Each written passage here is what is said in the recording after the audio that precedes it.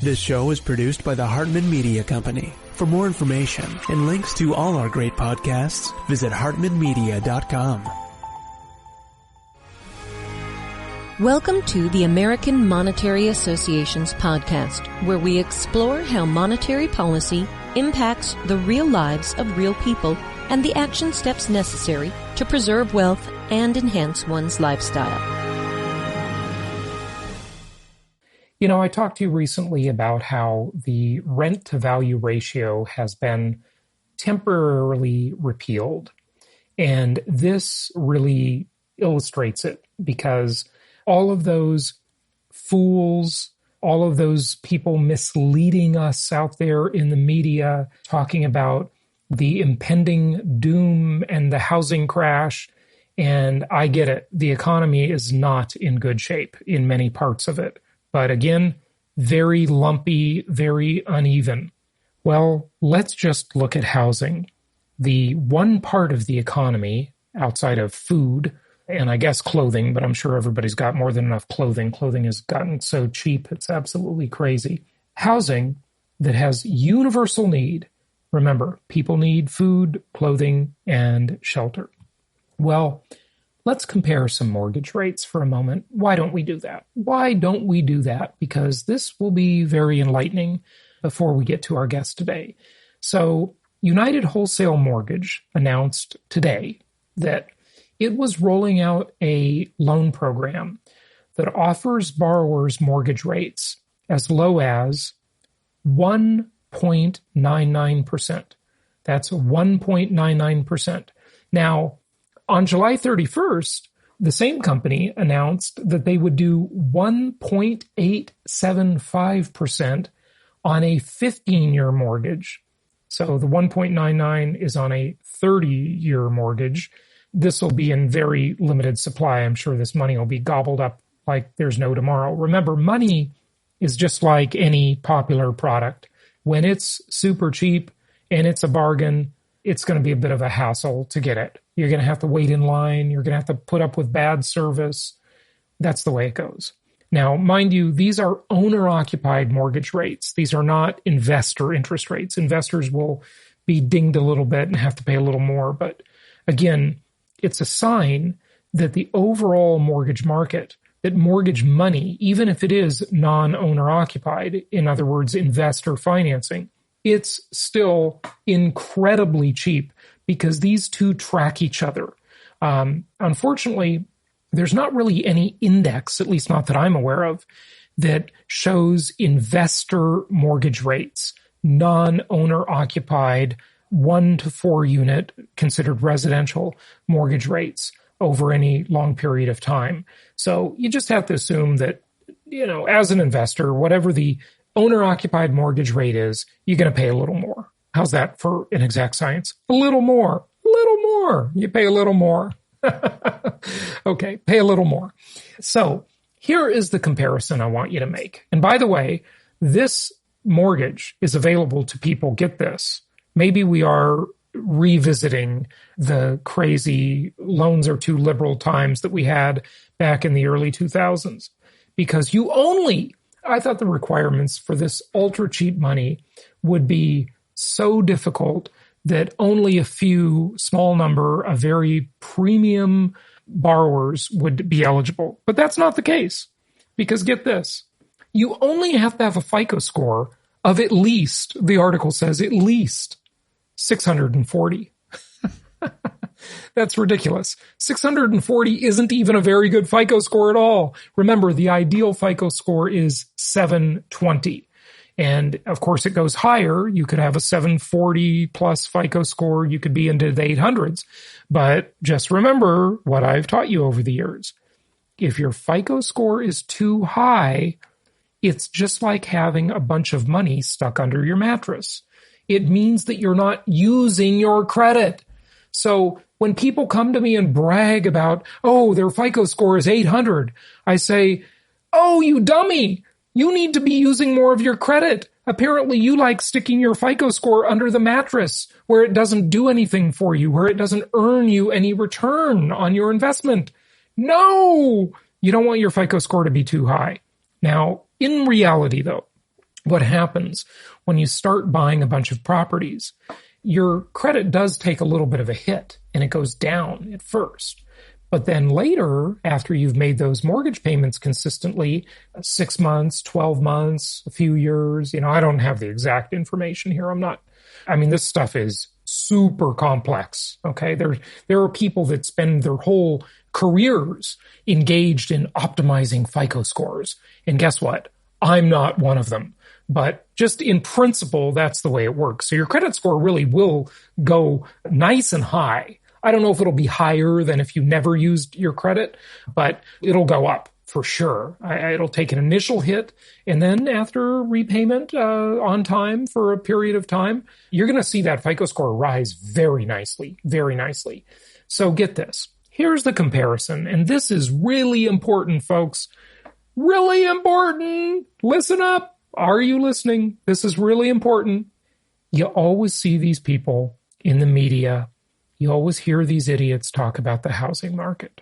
And they say, well, prices now are as high as or higher than or whatever they're going to say, or almost as high as, because of course it depends what markets they're talking about, this, that, and the other thing. You peel the onion 1,000 different ways, fine. But in principle, if you just look at the nationwide median price home, right, on a very simplistic view of things, they're going to say, well, housing prices now are really high. And when they were really high before, we went into a bubble and the market crashed. Okay, fine and dandy. Good for you. You can look at a price chart, but you never look at what the cost of the house is. You only look at the price of the house. So this would be similar to if, for example, if in the past, just that it didn't happen this way, but let's just make a comparison here. Say, for example, in the old days when housing crashed before, you could only get a 10-year mortgage. Okay? Just humor me for a moment as an example. The mortgage was amortized, meaning you pay principal and interest, and you amort the loan, you kill it when you make the last payment. Latin word amort means to kill. Okay, to kill the mortgage, you amortize it away, you kill it slowly over 10 years instead of 30 years, right? So say, for example, back then you could only get a 10-year loan. And now you can get a 30-year loan. Well, what does that do? It makes your cost every month much lower. So let's view that as a concept for a moment and put that on the shelf now that we've got it in our head. Okay, in 2006, the mortgage rate averaged 6.41% in 2006. So if you financed a $100,000 mortgage, now remember, I'm talking here not about the price of the property, I'm talking about the amount of the loan, the mortgage amount. In 2006, you paid 6.41% and you got a $100,000 mortgage. Your payment, amortizing it over 30 years, everything else, I'm going to keep it totally consistent, would have been $626.16 per month. Okay? I'm going to leave the cents out because a lot of people have no sense. Oh, I'm so funny. These people in the media have no sense. They make these completely inaccurate, misleading comparisons that mislead you to miss opportunities or mislead you to do things you shouldn't do or avoid doing things that you should be doing, right? It's totally misleading. Don't be misled. Okay. I'm done with that. I got my trusty HP 12C calculator in front of me. You can go and, cheat. Just type in amortization calculator and search it on the web as you Bing it or DuckDuckGo it, because you wouldn't dare Google it. So type in amortization calculator and you do the math yourself, because when you do it yourself and you really see it, you own it. You believe it. But here's me on my good old-fashioned HP 12C calculator. For those of you who know what that is, us people, us old-timers in the old days, this was the standard calculator that everybody used. And you can still buy them today because so many people, the dying breed, like myself, we will eventually all die off. Hopefully it won't be soon. But we still like this good old calculator. You just get used to something and you keep using it. It's a great calculator. It's a truly incredible thing. In fact, the ads in the magazine, when there used to be these things called magazines, there would be an ad you'd see in like the Realtor magazine, and it would have a picture of the HP 12C calculator that was about $110. Now, adjusted for inflation today, that's about, I don't know, $300 and something probably. I bought my first HP 12C when I was 18 years old, and I paid like $110, $116 or something like that. It's the calculator, the ad would say, the calculator that has no equal, because it's sort of backwards. There's no equal sign on it. Every other calculator has an equal sign except this one. No equal. Anyway, so I type in $100,000 and then I go PV for present value, because that's the present value of the mortgage, not the future value. And then I type in 6.41 blue key I, meaning interest rate. And then I type in 30 blue key N, meaning number of payments, 30 years. And I get $626. I'm going to drop the cents. Okay. Now I do the same thing at today's interest rate, at this ridiculously low, absurd, negative interest rate, 1.99%. And the same $100,000 mortgage amount is $369 per month. So you would pay in 2006 at what many consider to be the peak of the market, you would pay $626 per month. You can borrow the same amount of money today for $369. So you save almost $300. Now, it's fair to look at this a different way. Let's look at it another way. So the question is, how much has our buying power increased? In other words, apples to apples comparison. How much more could we spend on a house today to have the exact same payment? But wait a second. Even if we make that calculation, which we're about to, it won't give us the complete picture, will it? Why not?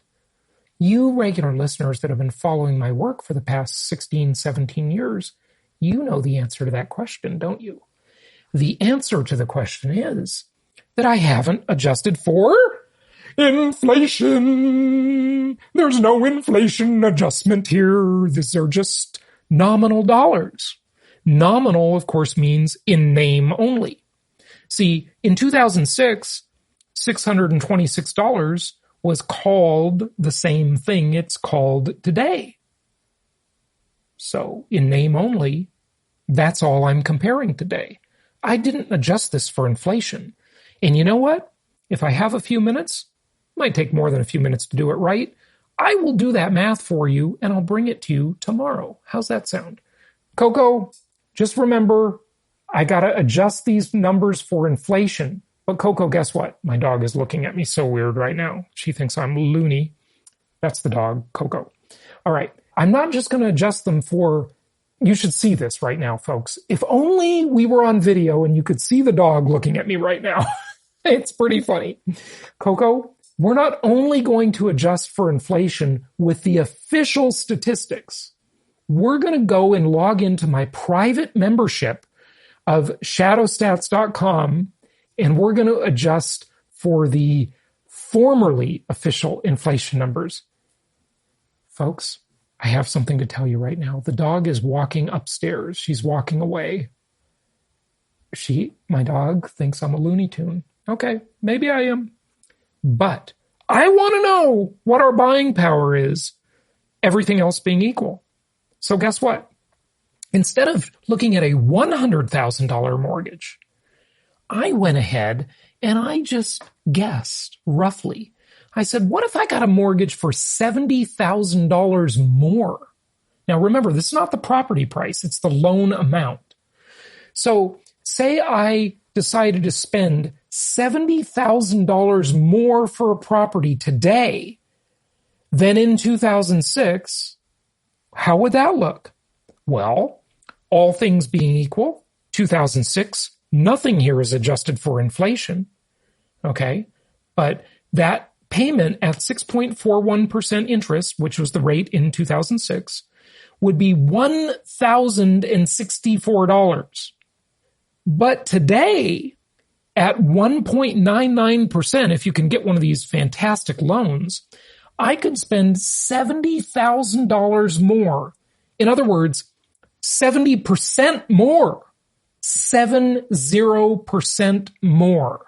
Okay, the $100,000 mortgage is now $170,000. And my payment would be pretty much the same. To be specific, I would pay for $70,000 in additional price or mortgage loan amount. I would pay $627.50 versus getting $70,000 less 14 years ago would be $626.16. So yeah, it's $1.30, give or take, right? Difference, $1.30 a month difference. So I get an additional $70,000 or 70%. Look, folks, you can just add a zero if you want. If you live in the Socialist Republic of Los Angeles or San Francisco, just make it $1 million mortgage and a $1.7 million mortgage. And it's the same thing. You just add a zero. It's the same proportion, okay?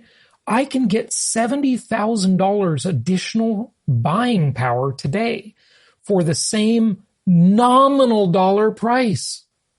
But wait, there's more. It gets better, because when we adjust for inflation, we're going to do some more math. Even though the dog walked away and she didn't want to hear me talking about this, I tell you, I'm going to do a little more analysis for you and get back to you on this. So stay tuned. Stay tuned for more, because this is really, really exciting, folks. And this is how to look at the reality of the situation. The reality of the situation is here for you. So very interesting. Again, $70,000 extra. Thank you, Jerome Powell, for that extra $70,000. See, Jerome Powell didn't have to send you $70,000. All he had to do is lower the interest rate, and you got effectively $70,000. Now, you want to know why wealth inequality is growing? Because guess what? Some people will never get that bailout. Most of you listening will get that bailout. We'll take advantage of it. But guess what? The poor, they're not buying a house. They're not getting a mortgage. They're not getting an additional $70,000. You see how this is unfair? It is. But what can we do about it? I don't know. Probably nothing. But the best way to help the poor, as the saying goes, is not to be one of them. Okay? So go make yourself some money with this additional $70,000 Jerome Powell, Uncle Jerome, just gave you, and take advantage of it. And in fact, take advantage of it 10 times, and he just gave you $700,000. Take advantage of it 20 times, and he gave you $1.4 million. Take advantage of it. I think you can do the math. I don't need to multiply for you, do I? Okay. Okay, one more time. Take advantage of it 3 times, and he gave you $2.1 million. Uncle Jerome Powell, your rich uncle. What a guy. What a guy. And if we adjust for inflation, it's even better than that.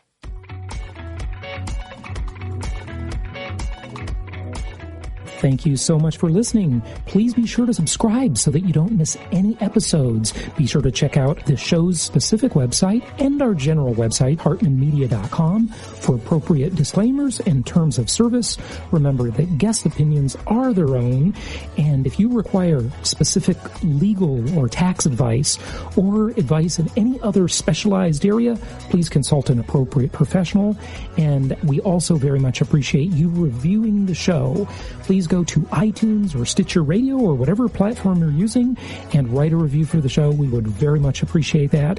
And be sure to make it official and subscribe so you do not miss any episodes. We look forward to seeing you on the next episode.